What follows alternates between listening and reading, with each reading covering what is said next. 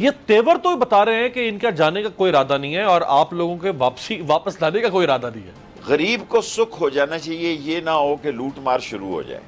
मुझे जिस चीज़ का खतरा है कि मुल्क में महीने 2 महीने में लूट मार शुरू ना हो जाए, लोग फिर ये कहेंगे कि शेख रशीद ने ये कहा था जी, तो ऐसा ही हो गया। मुल्क के लिए हमें लॉन्ग टर्म कुछ पॉलिसीज़ डिज़ाइन करनी चाहिए और कहीं भी मतलब कोई भी प्रोजेक्ट भी 5 साल 4 साल के होते हैं और उसके इंफ्रास्ट्रक्चर्स हमारे पास अवेलेबल नहीं है, जिसकी वजह से बहुत सारे मसाइल हो जाते हैं। जब हम इनएफिशिएंट सब्सिडीज जो है वो देते जाते हैं तो जाहिर है कि फिर आपके पास IMF के पास हर हुकूमत को जाना होता है। यही वजह है कि वो अपने पिछलों को कोसती हुई IMF में जाती है और उनके बाद आने वाले उनको कोसते हुए IMF में जाते हैं।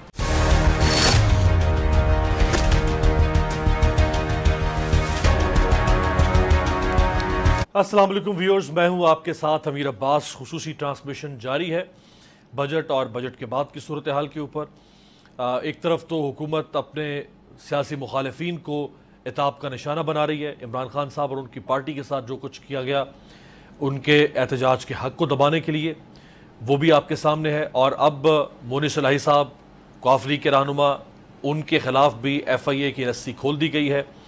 और सिर्फ इस बुनियाद पर बज़ाहिरन क्योंकि मोनिस इलाही इमरान खान साहब के साथ खड़े हो गए और उन्होंने बाकी कॉफ लीग के साथ इन्हिराफ किया और उन्होंने कहा कि कुछ भी होगा हम और हमारा ख़ानदान, यानी वो और उनके वालिद, वो इमरान खान साहब के साथ खड़े होंगे। एक तरफ ये सियासी कार्रवाइयाँ चल रही हैं, दूसरी तरफ जो बजट हुकूमत ने पेश किया उस बजट में कोई ऐसा रिलीफ नहीं है आवाम के लिए कि लोग हुकूमत की और इस किस्म की जो सियासी इताब पर मबनी कार्रवाइयाँ उनको भूल कर और वो बजट की जो मशहूर कन कोई ख़बर है उसको महसूस कर सके। तो एक तरफ अवाम कुछ बजट है, दूसरी तरफ सियासी कुछ पॉलिसीज़ हैं, मुखालिफिन कुछ पॉलिसीज़ हैं। इस सारी सूरत हाल पर बात करते हैं। हमारे साथ मौजूद हैं पाकिस्तान के सीनियर सियासतदान, अवामी मुस्लिम लीग के सरबरा, साबिक वफाकी वज़ीर शेख रशीद अहमद साहब। शेख साहब आपका बहुत शुक्रिया। सियासी सूरत हाल पर शेख साहब आगे बात करते हैं, लेकिन आगाज़ में मैं चाहूँगा कि ये जो बजट इन्होंने पेश किया, जिसके बारे में ये आपकी हुकूमत के पर ताना ज़नी करते रहे 3.5 साल के, इमरान खान को और उनकी काबीना को मईशत चलानी नहीं आती, मुल्क का बेड़ा गर्क कर दिया, बजट देना नहीं आता, फला नहीं करना आता। अब जो इन्होंने बजट दिया है उसमें कौन सा इन्होंने सर को सुरखाब का पर लगा लिया?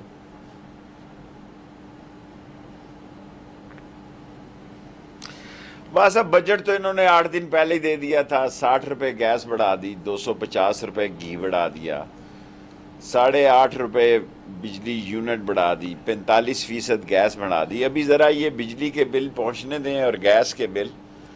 मैं 2 दिन लाल हवेली रहा हूँ अब्बास साहब, खुदा को गवाह बना के कहता हूँ मैं खुद डिप्रेस हो गया हूँ।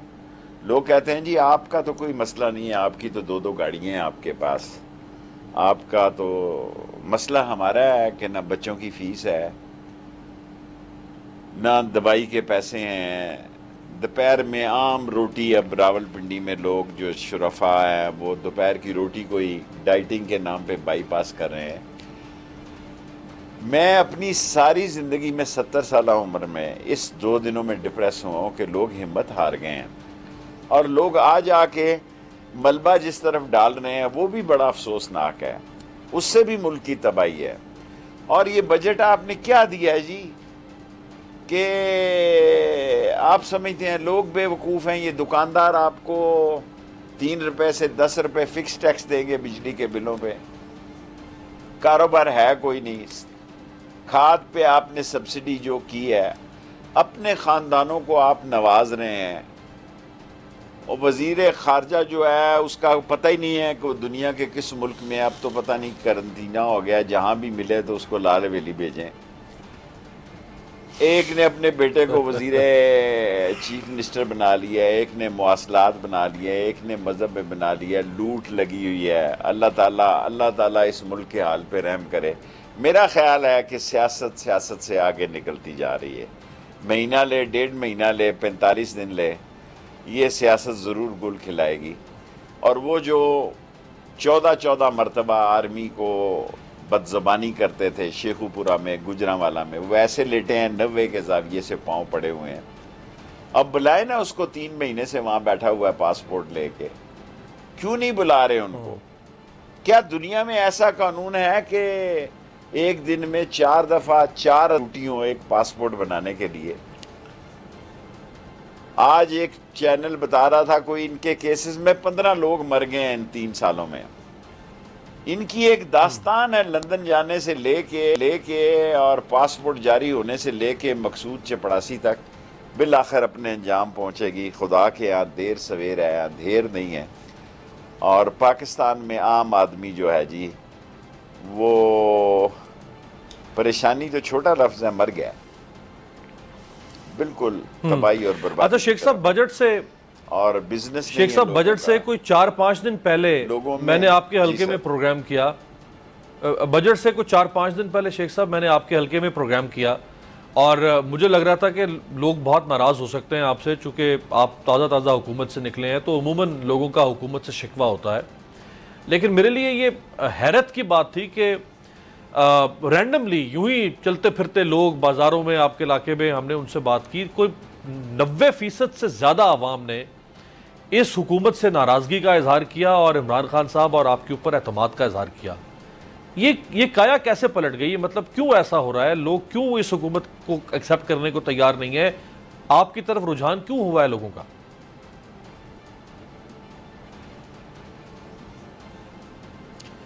ये बहुत बड़ा सवाल अब्बास भाई आपने किया है। मैं खुद हैरान हूं कि हमारे हलके इतनी तेजी से बदले हैं।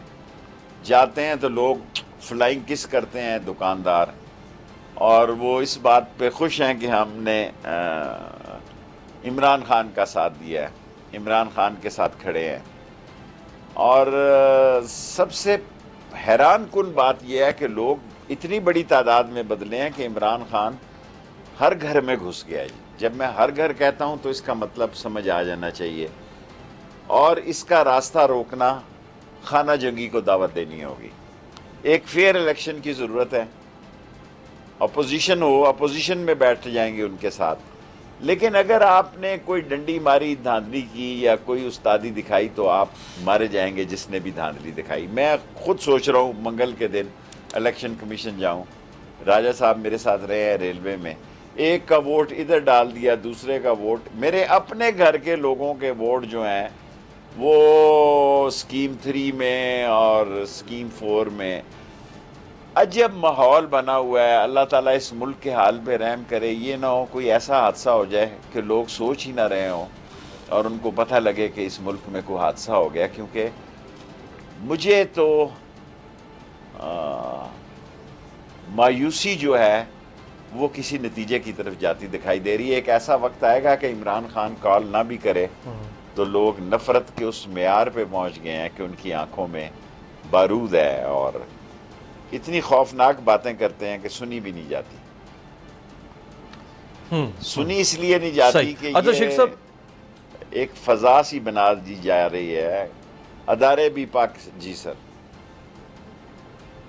अच्छा शेख साहब, एक तो हुकूमत ने जो कीमतें जिस तरह बढ़ाई, पेट्रोल की, डीजल की, बिजली के भी 9.5 रुपये अभी समरी पड़ी हुई है, वो भी बढ़ सकती है। पेट्रोल की कीमतें मजीद बढ़ने की बात हो रही है। दूसरा, बजट भी को बहुत पॉपुलर नहीं दिया। तीसरा, उन्होंने सियासी तौर पे यानी आपको और इमरान खान साहब को के खिलाफ मुकदमात और हर तरह से जबर का माहौल भी बना दिया। ये तेवर तो बता रहे हैं कि इनका जाने का कोई इरादा नहीं है और आप लोगों के वापस लाने का कोई इरादा नहीं है।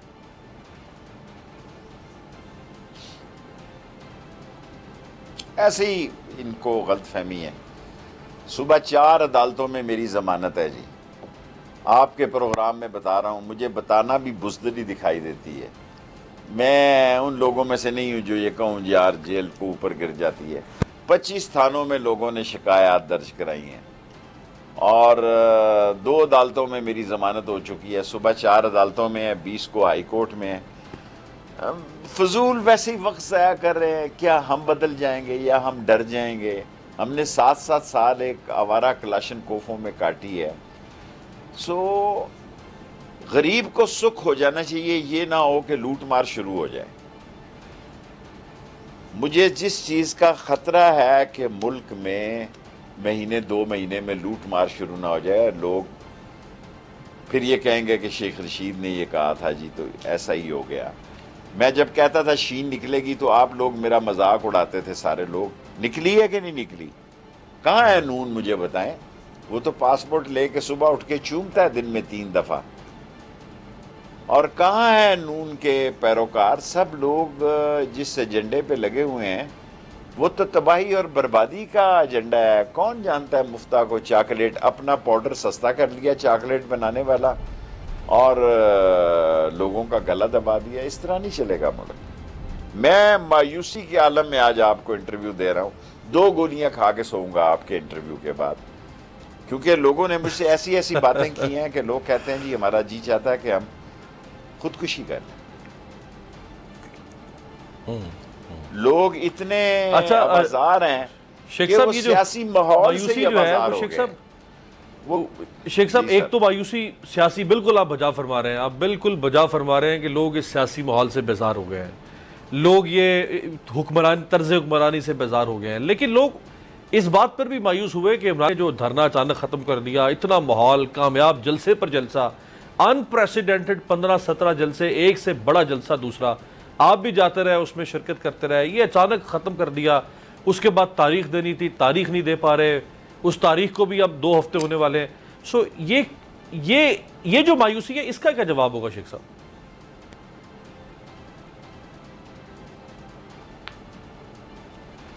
मेरे ख्याल में खान ने, मेरे से कोई बंदा भी इत्तफाक नहीं करेगा, अगर खान आगे जाता तो रेंजर्स जो है वो दहशत गर्दी पे उतरी हुई थी। एफसी ने कोई बुरा रोल अदा नहीं किया। एफसी ने औरतों के साथ और लेडीज़ के साथ बड़ा मुद्दबाना सलूक किया और लाठियाँ जो हैं ज़मीन पे मारी, रेंजर्स ने सीधी मारी। और ऐसे नज़र आ रहा था कि उनको क्लियर कट अहकामात थे कि 2-4 बंदे मार दो। और इमरान खान कॉल देंगे, बिल्कुल ठीक कर रहे हैं, खुद ब खुद ही कॉल के माहौल हैं। एक ऐसा माहौल बनने जा रहा है, कोई कॉल नहीं भी देगा तो ज़रा सी चिंगारी फूटेगी और सारा मुल्क उसमें आ जाएगा। और मैं ख़ास तौर पर अपने मुख्तदर हलकों को कहना चाहता हूँ कि ग्राउंड की रियलिटी को समझें। मैं मुख्तदर हलकों से दरख्वास्त करना चाहता हूँ कि ज़मीनी हक़ाइक़ बहुत खौफनाक हैं। मैंने अयूब खान का दौर देखा है। 6 नवंबर 1968 को 2 लाशें मैं घर लेके आया अपने मोहल्ले में। ये 68 की मैं बात कर रहा हूँ। फिर भी लोगों में गुंजाइश थी। अब तो नफरत का ऐसा मेयार है कि लोग किसी वक्त भी आप देखेंगे कि मुल्क में लूट मार शुरू हो सकती है, क्योंकि लोगों के पास खाने के लिए नहीं है। और जिस तरह आप बिल बढ़ा रहे हैं, आपका क्या ख्याल है कि लोग, मेरा मतलब यहाँ मैंने आपको रिक्वेस्ट की कि भाई 6 दफ़ा यहाँ लोड शेडिंग है इस्लामाबाद में, तो आप दूर दराज इलाकों की क्या बात करते हैं? आप कह रहे हैं कि आप बड़ा कमाल करना चलेंगे, ना गैस है ना बिजली है, पता नहीं 6000 मेगावाट कह रहे हैं, कोई 8000 कह रहा है, कोई 7000 कह रहा है। मुल्क के मामलात जो हैं इतने खौफनाक हैं कि इसका कुछ भी नतीजा निकल सकता है। हमारी डिमांड इलेक्शन है, लेकिन इसका नतीजा कुछ भी निकल सकता है और इन्हीं 45 दिन में निकल सकता है, जून और जुलाई में निकल सकता है। अच्छा शेख साहब, ये जो मुनीस इलाही साहब के खिलाफ आज खबर आ गई, अब आपके इंटरव्यू से कुछ देर पहले ही, कि मुनीस इलाही के खिलाफ FIA ने मनी लॉन्ड्रिंग का केस खोल दिया है और बड़ी आला तहकीकाती कमेटी बना दी है। यानी ये वो FIA है जो शहबाज शरीफ और उनके बेटों के मनी लॉन्ड्रिंग केसेस तो नहीं चलाना चाह रही है, वो केस चलाती है तो कहते हैं इंतकाम हो रहा है। अपने मुखालिफिन के खिलाफ केस खोल दिया, वो एहतसाब हो रहा है। ये क्या मतलब मुनाफकत होगी सर?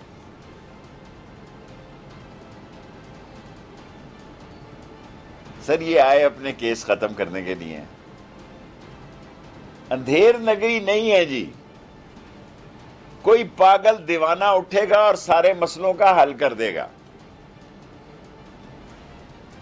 कोई पागल दीवाना जज्बाती उठेगा और सारे मसलों का हल कर देगा। अपने सारे केसेस खत्म कर रहे हैं। एक टीवी चैनल ने आज कहा कि इनके केसेस मनी लॉन्ड्रिंग में 15 लोग मर चुके हैं। अल्लाह इनको सेहत दे, पता नहीं इनका अंजाम क्या होना है। इतने सालों से मुंतजर हैं, पैनाडोल भी नहीं खाई वहां। और अब उनको क्या रुकावट है ना, कौम ये पूछना चाहती है अब आप क्यों नहीं आ रहे पाकिस्तान, आप तो वो कहते थे हमें क्यों निकाला, और हमें क्यों निकाला कि जो दास्तान इस्लामाबाद रावलपिंडी में मैं सुन रहा हूँ, थोड़े दिन इंतज़ार करें, खुलकर बात करेंगे, ये तो मलबा कहीं और गिरने जा रहा है और उसके नतायज क्या होंगे, इस मुल्क की तबाही और बर्बादी के नतायज होंगे। सो इलेक्शन की तरफ जाना, और मुझे पूरा यकीन है कि हमारे मुल्क की अजीम अफवाज, जानसार अफवाज इलेक्शन की तरफ सोच रखेंगी, कोई जीते या हारे, और एक फेयर इलेक्शन करा के जो भी जीते उसको इक़्तिदार दें। और ये एक वोट की अक्सरियत और सूबे में भी 1 या 2 वोट की अक्सरियत ये मुल्क नहीं चला सकेगी। आप अनकरीब देखेंगे कि नून और शीन का भी बात बढ़ेगी और MQM की और इनकी भी बात बढ़ेगी। सबसे ज्यादा खसारे में वही रहे हैं, ना उनका गवर्नर बना है, ना उनका मेयर बना है, ना उनके दफ्तर खुले हैं, और ना ही उनको माशरे ने उनके इस फैसले को एक्सेप्ट किया, क्योंकि ये मसाइल ज़्यादा लोगों की पार्टी है। अगर मैं हिम्मत हार गया हूँ कि आज लोगों ने कहा जी कि अब आपके तो मसले सारे हल हैं, शेख साहब आप 16 दफ़ा वजीर रहे हैं, आप हमारी बात करें कि हम बिल कैसे देंगे, बच्चों की फीस कैसे देंगे, आपने तो अपना टाइम 70 साल की उम्र में सारा लगा लिया, हमारे जो नौजवान बच्चे हैं उनका क्या बनेगा। एक नफरत है, इस सारे सियासी माहौल के खिलाफ भी नफरत पनप रही है, और नफरत का म्यार उस तरफ जा रहा है कि जो इस मुल्क के लिए किसी सूरत भी अच्छा नहीं हो सकता। सही। आखिरी 2-3 सवाल शेख साहब, जो नैब का कानून इन्होंने तब्दील कर दिया है, ये इतना बड़ा जुल्म, एक डे लाइट रॉबरी, नाकाबिले माफ़ी जुर्म हुआ है इस मुल्क के साथ, उस पर मीडिया भी खामोश है, बाकी पार्टी जो सारी इनके साथ बैठ गई वो तो मखलूत हुकूमत है, अपोजिशन में तो सिर्फ एक इमरान खान साहब की पार्टी या एक आप उनके साथ खड़े हैं, जो लॉयर्स हैं वो भी खामोश हैं, जो माशरे के अंदर प्रेशर ग्रुप्स होते हैं वो भी खामोश हैं। इतनी बड़ी वारदात हो गई है सर, इसके ऊपर कोई आवाज़ नहीं उठाएगा, इदारे भी खामोश हैं, सब देख रहे हैं कि जो तमाशा हो रहा है।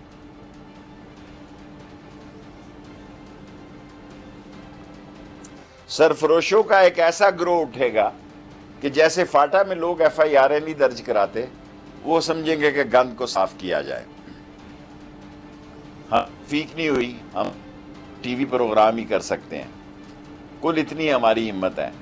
और आप देखें ना, 22 कातिल लोगों को, मैं नहीं कहता, राना सनाउल्लाह को शेर अली कहता है कि ये 22 अफराद का कातिल है, और ANF को हदायत है कि 25 तारीख को इसके हक में जाके बयान दिया जाए।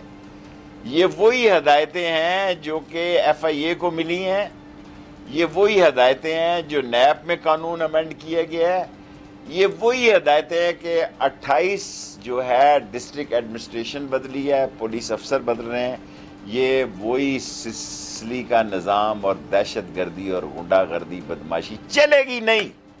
इनका अंजाम कुछ और होगा, इसका अंजाम कुछ और होगा, क्योंकि घर घर आग लगी हुई है, घर घर के अंदर आग लगी हुई है, और ये इनकी चोरी नीति, ये 11 या 13 पार्टियों क्या करेगा ये आने वाला वक्त बता देगा आपको।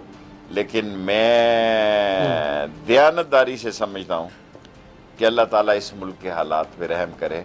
हमारी सियासत हो ना हो, अल्लाह करे ये मुल्क और इस मुल्क के इदारे तरक्की करें। अच्छा, आपने ANF की बात की शेख साहब, तो जिस वक्त राना सनाउल्लाह साहब के खिलाफ केस बना था तो शहरयार आफरीदी साहब ने, उस वक्त वजीर थे, उन्होंने एक प्रेस कॉन्फ्रेंस की थी। उस प्रेस कॉन्फ्रेंस में शहरयार आफरीदी साहब के साथ ANF के जो सरबराह थे उस ज़माने के, हाजिर सर्विस मेजर जनरल साहब भी साथ बैठे हुए थे। तो अगर आज शेख साहब वही ANF जिसके हाजिर सर्विस सरबराह मेजर जनरल ने उस प्रेस कॉन्फ्रेंस में तायद की कि राना सनाउल्लाह साहब के ऊपर इल्ज़ाम ठीक हैं, आज अगर वो ANF वापस ले लेता है केस, तो फिर इदारे के ऊपर भी तो सवाल नहीं उठेंगे सर?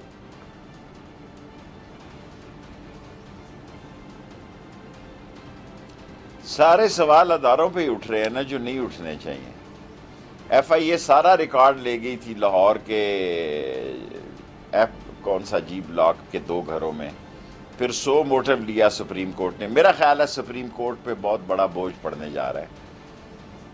जो हम सोच रहे हैं या हमारे महलों और गलियों और चौक और चौराहों में सोच रहा है, तो सुप्रीम कोर्ट भी इसी माशरे का हिस्सा है ना। वो भी देख और सुन रहे हैं कि इनका क्या हो रहा है, कि इनके केसेस में कैसे छूट दी जा रही है, कैसे प्रोसिक्यूटर आके कहते हैं जी कि हमने केस नहीं लगाना, हम बीमार हैं, हमारी कमर। पहले इनकी कमर पे चुक पड़ी रहती थी, या मुल्क से बाहर होते थे या बीमार होते थे। दुनिया में अब्बासी साहब कोई ऐसी मिसाल बताएं कि सुबह फर्द जुर्म लगनी हो और रात को प्राइम मिनिस्टर और चीफ मिनिस्टर बन जाए। कौन उसको सजा देगा जो प्राइम मिनिस्टर और चीफ मिनिस्टर बन जाएगा और वजीर दाखिला बन जाएगा? फिर सजा का कोई और निज़ाम होगा, और तरीका होगा, फिर कोई और लोग आएंगे और वो और इन लोगों से निपटने का निज़ाम होगा। वरना इस निज़ाम से तो ये निकल गया। जो काम इन्होंने करना था इमरान खान को हटा के वो कर रहे हैं, और वो कर लेंगे। मुझे ये भी यकीन है कि ये कर लेंगे, ये सारे केसेस अपने ख़त्म कर लेंगे। अच्छा शेख साहब, दहशतगर्दी के जो मुकदमात कायम हुए हैं पीटीआई के लोगों पे, डॉक्टर यास्मीन राशिद साहिबा जैसी खातून जो डॉक्टर है, और वो तो डॉक्टर है, इलाज करती रही है, वो कहाँ से दहशतगर्दी करेगी? शफकत महमूद के साथ आपने काम किया, वो कहाँ से दहशतगर्द लगते हैं? हमाद अजहर, इन सब पे दहशतगर्दी, और इनके नाकाबिले जमानत वारंट गिरफ्तारी भी जारी हो गए। शेख साहब,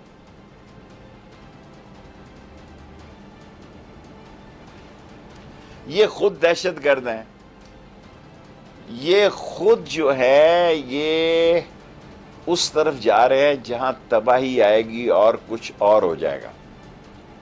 ये तो हम जायज़ मुतालबा इमरान खान कर रहा है कि इलेक्शन हो जाए, वरना कुछ और हो जाएगा।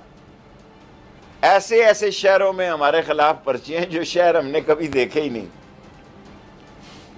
आप यकीन जाने कि एक ही किस्म का साइक्लो स्टाइल राना सनाउल्लाह ने बनाया हुआ और भेज रहा, और ये पुलिस अपनी औकात खो बैठी है। जिस तरह रेंजर्स डैमेज हुई है, जब मुझे बाजवा साहब मिले तो मैं कहूँगा कि रेंजर्स ने अपने वकार को बड़ा तबाह किया इस्लामाबाद में।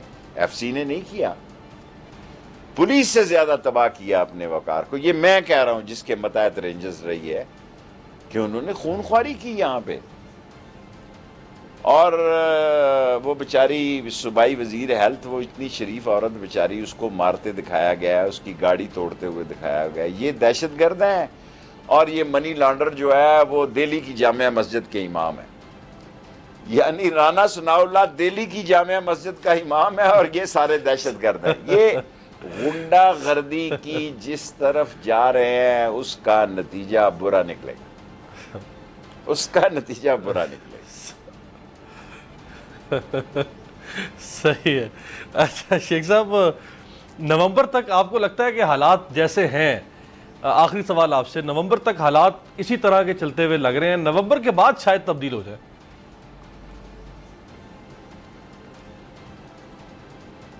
नहीं, जुलाई की 30 जुलाई तक मैं तब्दीली देख रहा हूं। क्या हालात तब्दील होंगे ये मैं कुछ नहीं कह सकता। डिमांड हमारी ये है, मैं मंगल वाले दिन कोशिश करूंगा कि इलेक्शन कमीशन जाऊं। डिमांड हमारी ये है कि इलेक्शन हो जाए, लेकिन कुछ भी इस मुल्क में हो जाए तो मैं तो करने वाला नहीं हूं जी। मैं आपको इंटरव्यू दे रहा हूं, आपके इंटरव्यू को जितने लोग सुन रहे हैं, जितने लोग भी सुन रहे हैं, वो ये समझ रहे हैं कि मैं ठीक कह रहा हूं। इनकी तस्वीर आती है इन चोरों की, इंपोर्टेडों की, तो लोग चैनल बदल लेते हैं। लेकिन अब आप बोल को कितनी कवरेज मिल रही है, ट्रेंड सेटर हो रहा है, दूसरे चैनल, जो लोग इनका चेहरा नहीं देखना चाहते। और इस नफरत का नतीजा क्या निकलेगा, वल्लाह आलम बिस्सवाब, इलेक्शन से हटकर भी कोई नतीजा निकल सकता है। तो शेख साहब, वो आप कह रहे हैं उनका लोग चेहरा नहीं देखना चाहते, और बकौल आपके आप गुजरते हैं तो लोग आपको फ्लाइंग किस कर रहे होते हैं, तो इसकी वजह क्या है शेख साहब?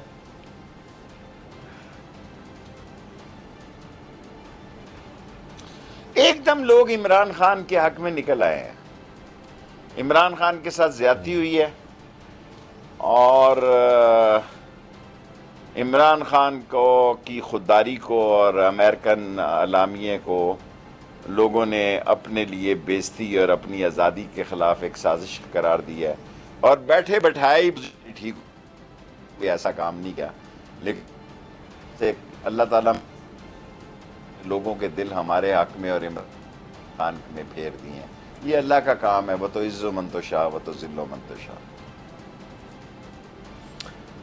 बहुत बहुत शुक्रिया अवामी मुस्लिम लीग के सरबराह शेख रशीद अहमद साहब, अपनी बेलाग सियासी राय आपके सामने। एक ब्रेक पर जाते हैं, ब्रेक के बाद वापस आते हैं। हमारे साथ मईशत को समझने वाली शख्सियात होंगी, बात करेंगे बजट के ऊपर।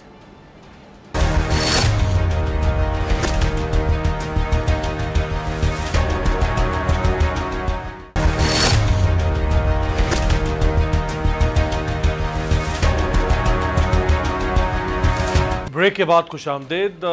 बजट और बजट के बाद की सूरत हाल पर बात करते हैं। मेरे साथ दो मोतबर शख्सियात मौजूद हैं। डॉक्टर आबिद कयूम सुलैरी साहब। डॉक्टर साहब एक मुल्क का मारूफ पॉलिसी थिंक टैंक है STPI, उसको हेड करते हैं, उसके सरबराह है।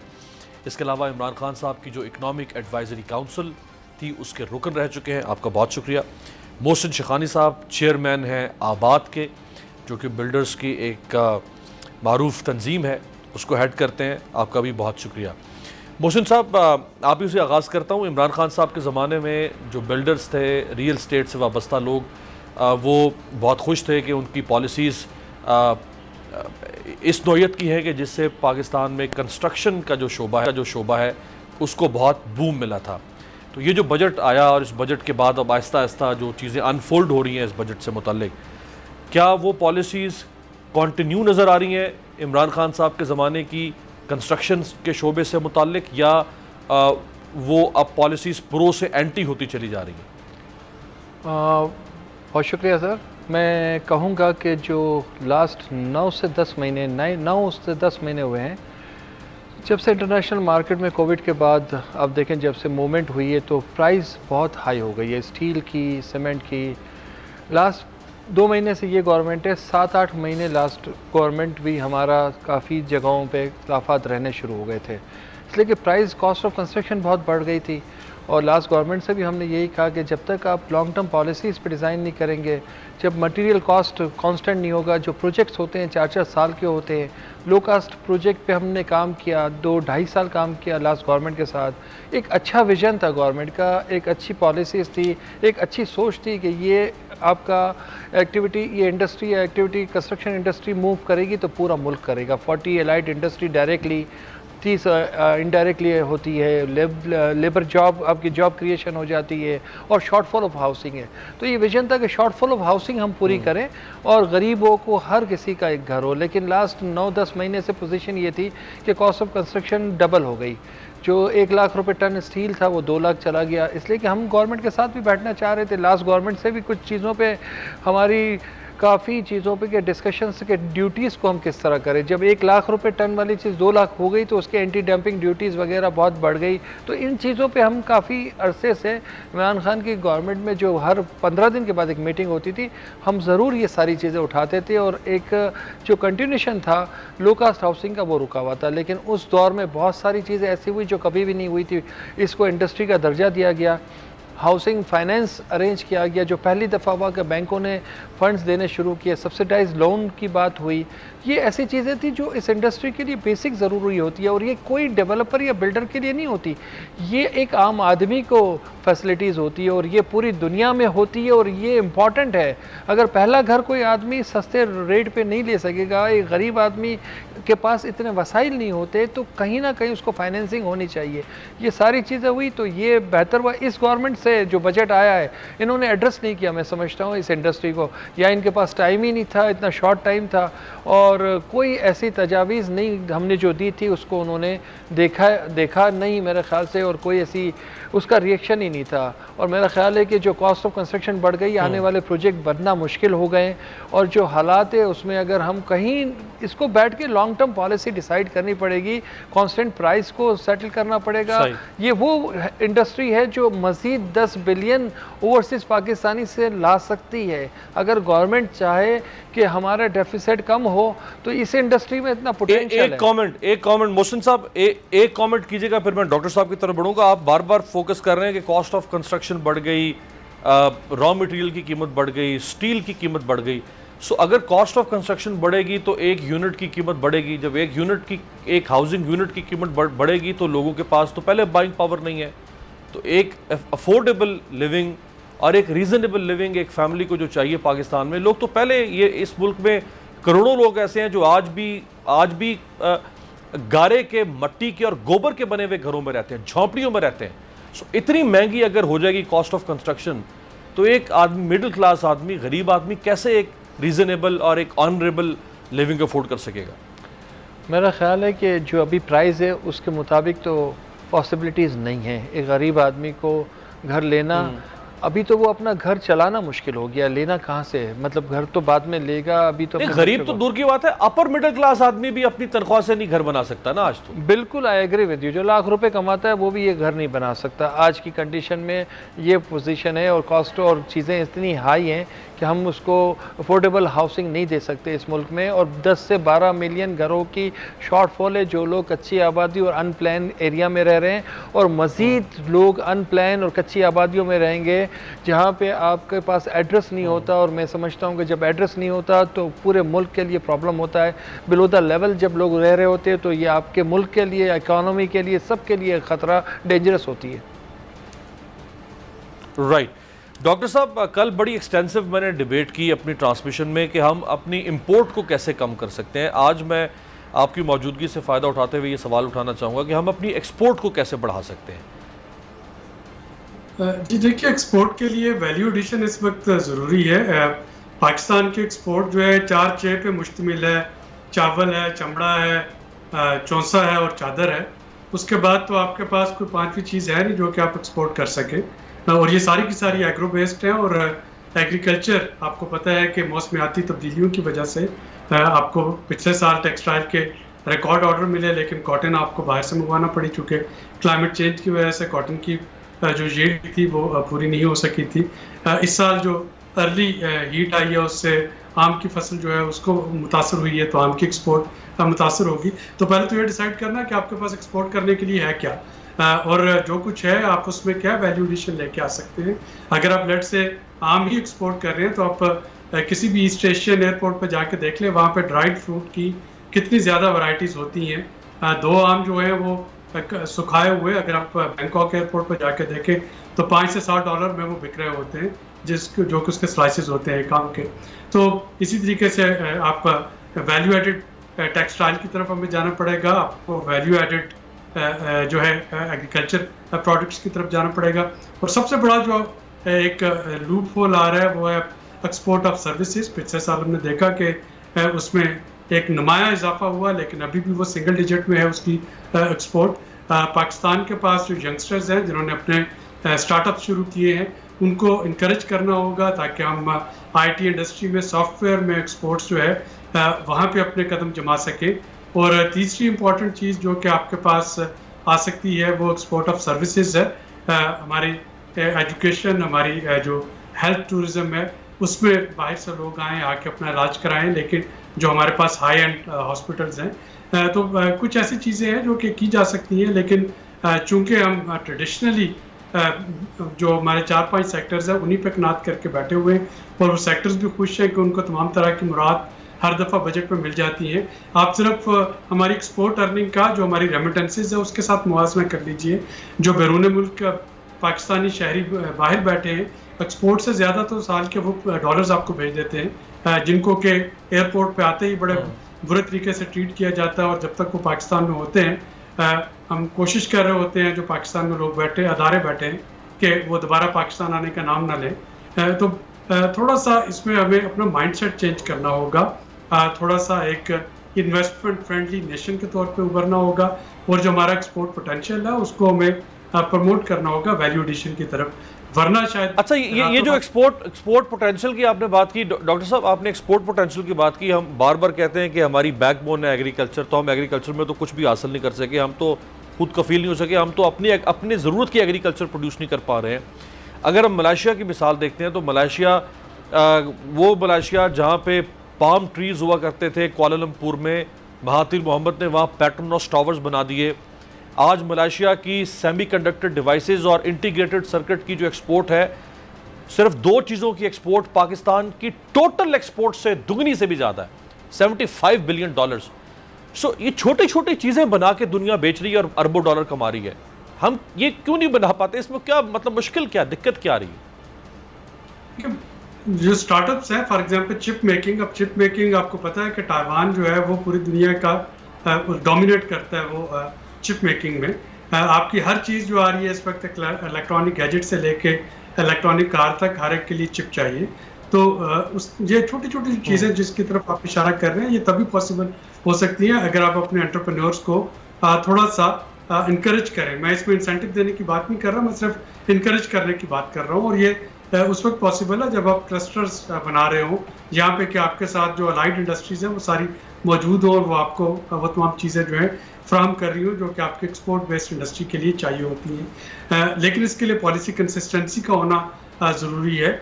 जिस तरीके की पोलिटिकल पोलराइजेशन पाकिस्तान में चल रही है और जो एक म्यूजिकल चेयर ऑफ पॉलिसीज चल रहा है, जिसमें कि जो भी हुकूमत आती है, पिछली हुकूमत में तो पिछली हुकूमत के किए हुए काम को साइड पे करती है और उसके बाद वो जीरो से स्टार्ट लेती है। तो जब तक पाकिस्तान में हम जीरो से स्टार्ट लेते रहेंगे तब तक शायद आप उसी एक कुएं के बैल की तरह उस दायरे में घूमते रहेंगे जो कि सारा दिन में बेशक 50 किलोमीटर चल लेता है लेकिन फासला तय नहीं कर पाता। तो हमें अब फासला जो है वो लॉन्गिट्यूडनल फासला तय करना होगा ताकि कुछ पॉलिसीज की कंसिस्टेंसी हो और हम एंटरप्रेन्योर्स को और न्यू स्टार्टअप्स को और न्यू इंडस्ट्री को, स्पेशली जो फोर्थ इंडस्ट्री रेवोल्यूशन के लिए इंडस्ट्रीज दरकार है, अब हम उनके लिए अपने आप को प्रिपेयर करना शुरू करें। राइट मोहसिन साहब, जो कंस्ट्रक्शन इंडस्ट्री है उससे पूरे मुल्क में कितने लोग वाबस्ता हैं? कोई एक रॉ डेटा आपके पास हो, और कितनी नौयत की इंडस्ट्रीज़ हैं जो जुड़ी हुई हैं कंस्ट्रक्शन के साथ? तकरीबन आप समझे एग्रीकल्चर के बाद सबसे बड़ा सेक्टर होता है जहाँ पे लोग इन्वॉल्व रहते हैं, और ये डिपेंड करता है, बाज़ दफ़ा ये लाखों में अब हो जाता है, बहुत हाई उस पर चला जाता है, फिर शॉर्टफॉल हो जाती है। अगर एक्टिविटी कम हो जाती है तो फिर ये लोग कम हो जाते हैं। जैसे प्रोजेक्ट जितने आपके मूवमेंट में होते हैं, एक टाइम आया कोविड के ज़माने में तो मैं समझ रहा था लेबर शॉर्ट हो गई थी पाकिस्तान में, लोग हमें नहीं मिल रहे थे, और फिर ये लास्ट 5-6 महीने से जो पोजीशन डाउन हुई है और स्टील और प्राइस, तो फिर थोड़ा सा एक जॉब क्रिएशन फिर रुक गई है। तो ये एक सिचुएशन अप एंड डाउन होती है। कांस्टेंट पॉलिसी, जैसे डॉक्टर साहब ने कहा कि कोई कांस्टेंट पॉलिसीज़ नहीं होती हमारे पास शॉर्ट टर्म चीज़ें हैं, हम कल की बात करके फिर भूल जाते हैं। अगर लॉन्ग टर्म पॉलिसीज़ होती तो मैं समझता हूँ कि बहुत सारी चीज़ें हमारे मुल्क में आसान हो जाती, और जो ये shortfall of deficit 15 billion 16 billion आ रहा है, ये हम कवर कर सकते थे। हो सकता है हम इन इंडस्ट्री से ना कर सके। डॉक्टर साहब ने कहा IT है, कंस्ट्रक्शन से हम इनको बता रहे थे। लास्ट टाइम भी गवर्नमेंट से हमारे पास बाहर से कुछ कंपनीज आई थी रियल एस्टेट की, और वो कह रही हैं कि आपके ओवरसीज़ पाकिस्तानी इसके पास ये 30-32 बिलियन भेजने के अलावा भी 30-32 बिलियन वो अमेरिका, यूरोप, मिडल ईस्ट में इन्वेस्टमेंट करते हैं। अगर हम यहाँ पे अच्छी अपॉर्चुनिटीज़ दें तो मैं समझता हूँ कि ये इन्वेस्टमेंट भी यहाँ आ सकती है, मज़ीद 8-10 बिलियन हो सकती है अगर कोई long term policy, government security दें उन लोगों को, पार वालों को, गवर्नमेंट अपनी स्कीम्स दें, DHA की स्कीम्स, मतलब इसमें हमारे पास है कि इन्वेस्टमेंट्स लॉन्ग टर्म आ सकती है, कि कोई ऐसा रिलीफ हो। ऐसा ना हो कि अगर कोई इन्वेस्टमेंट कर रहा है तो उस पर इतने टैक्सेस या ओवरसीज़ पे इतनी चीज़ें हम लगा दें कि वो रिस्क फैक्टर ज़्यादा हो जाए। तो ये इंपॉर्टेंट है। एक डॉलर की ओवरसीज़ वाला का, एक डॉलर का इश्यूज़ भी रहता है कि आपके अप एंड डाउन इतना रहता है तो बाहर भी अनसर्टेन रहता है।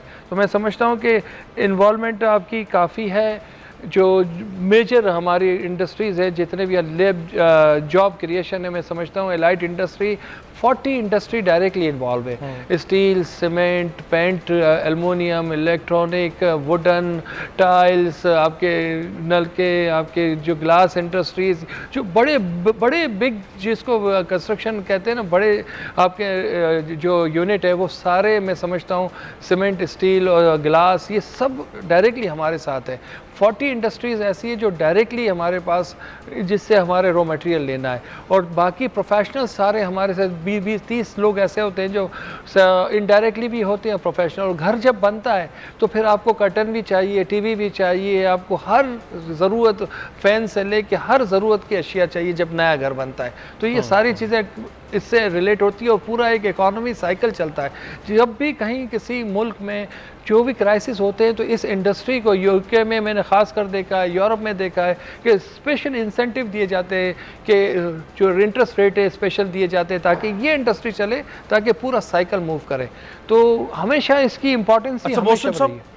मोहसिन साहब, बाकी इंडस्ट्रीज़ की तरह जो हमारी अपनी इंडिजिनस इंडस्ट्रीज़ हैं पाकिस्तान की, जैसे वो मॉडर्नाइज नहीं हो सकी, रेवोल्यूशनाइज नहीं हो सकी, और हम अभी भी कई दहाइयों पुराने रिवायती तरीके के ऊपर उन सनतों को चला रहे हैं। कंस्ट्रक्शन इंडस्ट्री एक बड़ी इंडस्ट्री ज़रूर है जा रहे हैं, लेकिन ये भी मॉडर्नाइज नहीं हो सकी। हमारे यहाँ अभी भी जो कंस्ट्रक्शन मटेरियल है वो टिपिकल कंक्रीट और स्टील का या जो ब्रिक स्ट्रक्चर है वो इस्तेमाल हो रहा है दुनिया में, और बहुत मुतबादल मटेरियल सामने आ चुका है, चीपेस्ट मटेरियल है, और बहुत जल्दी, यानी अगर ये जो हमारे यहाँ रिवायती कंस्ट्रक्शन मॉडल है, अगर वो 10 दिन में तैयार होता है तो दुनिया में इसी को अब कम करके 2 दिन में लेके जाया जा रहा है। सो क्यों नहीं मॉडर्नाइज हो सकी कंस्ट्रक्शन इंडस्ट्री पाकिस्तान में? देखिए, हमारे यहाँ लेबर कॉस्ट चीप है, हम मशीनरीज यूज़ करते हैं, हम टेक्नोलॉजी यूज़ करते हैं, तो उसकी कॉस्ट इज़ डिफरेंट, टेक्नोलॉजी की लाने की कॉस्ट भी डिफरेंट है, और फिर यूटिलाइजेशन और लोगों की मेन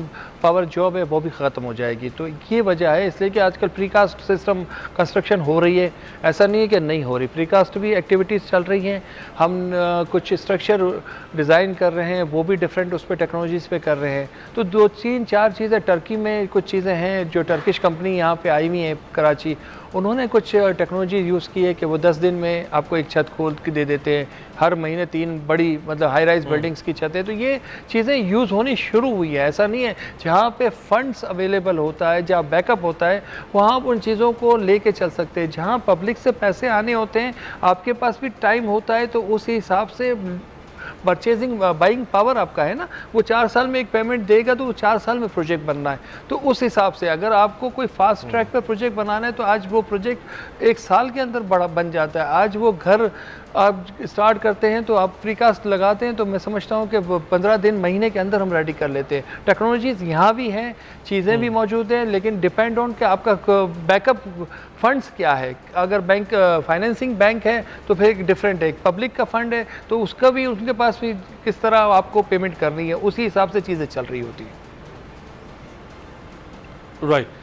डॉक्टर साहब, एक्सपोर्ट के हवाले से जो बात हो रही थी आपसे, तो जब एक सेक्टर में हम डायग्नोस कर चुके हैं, आइडेंटिफाई कर चुके हैं कि एक्सपोर्ट कम होने की वजह से पाकिस्तान डॉलर नहीं कमा पा रहा और पाकिस्तान का ट्रेड डेफिसिट बढ़ता चला जा रहा है, इंपोर्ट्स बढ़ रही हैं और एक्सपोर्ट्स जो हैं वो उस रफ्तार से नहीं मल्टीप्लाई हो रही, और ये भी हमें नज़र आ गया है कि हमें कहाँ पे वैल्यू एडिशन की ज़रूरत है। हमें ये भी नज़र आ गया है कि दुनिया में कहाँ किस मटेरियल की डिमांड है और हम उसको नहीं लोकली प्रोड्यूस कर पा रहे, और दुनिया में उसकी सप्लाई चाहिए, हम वो डिमांड पूरी कर सकते हैं।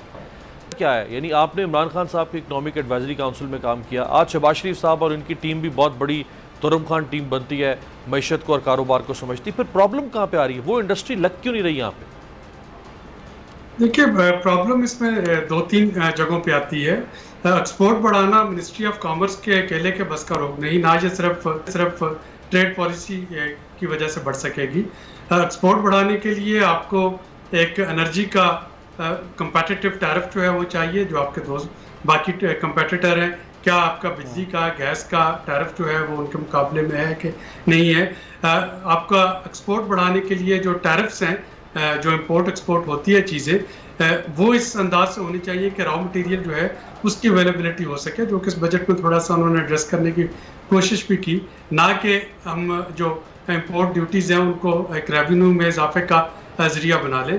और सबसे इम्पॉर्टेंट, आपको अपनी एक्सपोर्ट बढ़ाने के लिए जो आपकी यहाँ पे ह्यूमन रिसोर्सेज हैं, जो आपकी मैन पावर है, वुमेन पावर है, उसको थोड़ा सा अपग्रेड करना पड़ेगा ताकि वो उस सफाई और नफासत का काम कर सके जो कि वैल्यू एडिशन के लिए चाहिए होता है। लेकिन चूंकि अक्सर हमारी जो इंडस्ट्री है, जो स्पेशली जो एक्सपोर्ट इंडस्ट्रीज़ हैं, वो एक ख़ास किस्म की सब्सिडी या एक रिबेट रजीम की उनको आदत रही पिछले 30-40 साल, तो उनके पास कोई जवाज़ नहीं था कि वो अपनी मशीनरी को अपग्रेड करें, वो अपने स्किल सेट को अपग्रेड करें या अपनी प्रोडक्ट्स को अपग्रेड करें। अब आके जब आहिस्ता आहिस्ता IMF और बाकी चीज़ें जो हैं उसमें आप जाते जा रहे हैं, इंपोर्ट बढ़ती जा, और आपको लग रहा है कि उन सेक्टर्स की एक जो है इनएफिशिएंसीज, उसको सपोर्ट करना अब पॉसिबल नहीं रहेगा, तो तब आके उन चैलेंजेस का पता चल रहा है। वरना तो बहुत ईजी था, लोग जो है ऐसे भी आपको इल्म में होंगे जो कि यहाँ से ईंधन भिजवाते थे कंटेनर्स में, और जो स्पोर्ट्स गुड्स है उसके नाम पे अपना रिबेट और सब्सिडी क्लेम कर रहे होते थे। तो ये सारी चीज़ें बड़ा क्रॉनिक स्ट्रक्चरली हमने अपने एक्सपोर्ट सिस्टम को तबाह किया है और इसको ठीक करने में थोड़ा सा वक्त लगेगा। उसके लिए हमें सारी पॉलिसीज़ जो है, जो एक इक्तिसादी पॉलिसी और मुआशी पॉलिसीज़ हैं, उनको एक्सपोर्ट ओरिएंटेड करना पड़ेगा, उनको इंपोर्ट सब्स्टिट्यूशन की तरफ जाना पड़ेगा। इन दो चीज़ें in the medium to long run करना पड़ेंगी। अगर आप एनर्जी का इंपोर्ट बिल बचाना चाहते हैं तो आपको रिन्यूएबल की तरफ जाना पड़ेगा।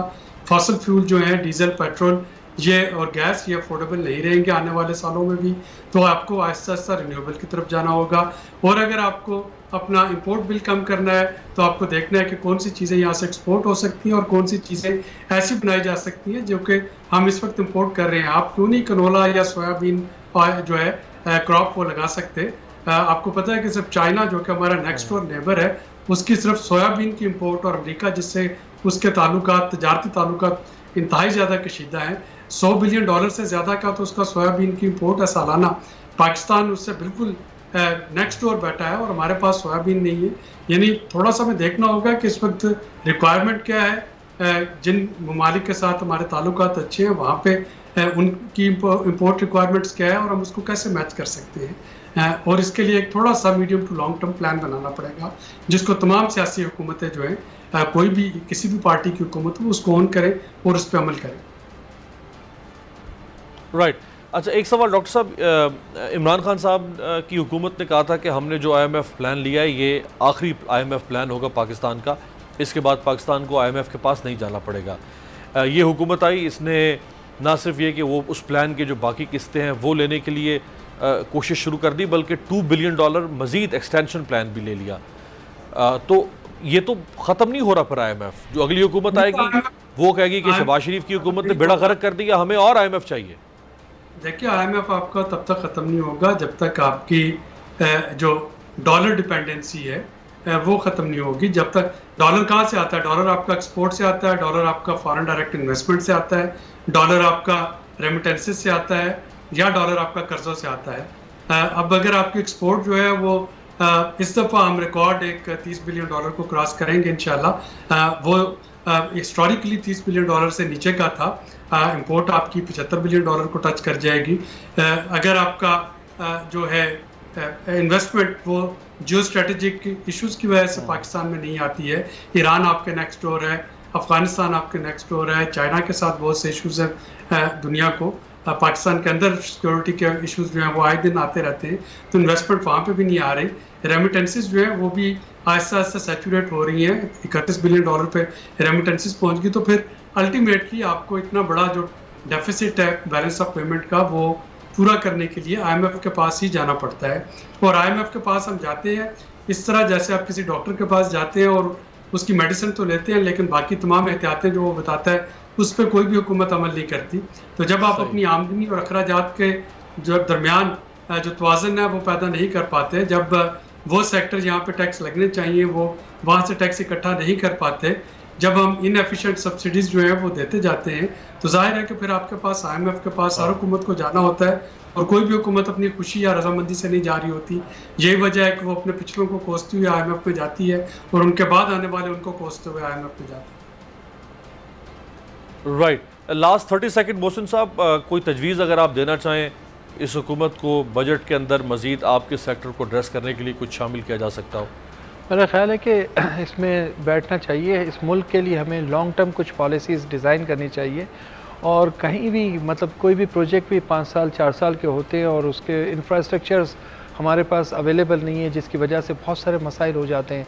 तो इस पे भी बहुत इम्पॉर्टेंट है, और इंफ्रास्ट्रक्चर होगा तो कंस्ट्रक्शन इंडस्ट्री के अलावा आपकी बाकी इंडस्ट्रियाँ भी आपको चलना है। तो इंफ्रास्ट्रक्चर और आने वाले वक्तों में पानी का मैं समझ रहा हूँ बहुत बड़ा शॉर्टफॉल होने वाला है जो नज़र आ रहा है, तो उसको एड्रेस करने की बहुत ज़रूरत है। ऐसा ना हो कि उस दिन फिर सब बैठे हो कि अब पानी के इश्यूज़ आ गए। तो ये बहुत इम्पॉर्टेंट है इन चीज़ों पे तवज्जो देना कि जो हमारा इंफ्रास्ट्रक्चर लॉन्ग टर्म में हमारे पास क्या वसाइल है, क्या ट्रांसपोर्टेशन है, क्या हमारा बैकअप है वाटर का, सेवरेज का, ये इम्पॉर्टेंट है ताकि ये इंडस्ट्री काम अपना कर सके। तो इस पे बैठने की बहुत ज़रूरत है, और गवर्नमेंट को लॉन्ग टर्म प्लान करना है। जैसे डॉक्टर साहब ने कहा कि कोई भी गवर्नमेंट हो, लॉन्ग टर्म प्लानिंग करनी चाहिए। दोनों मेहमानों की, क़य्यूम सुलैरी साहब की भी और मोहसिन साहब की भी, कि लॉन्ग टर्म प्लानिंग करना पड़ेगी। बहुत बहुत शुक्रिया दोनों मेहमानों का।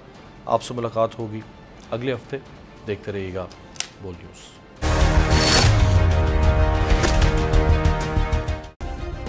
सब्सक्राइब करें और बेल दबाएं ताकि कोई खबर रह न जाए।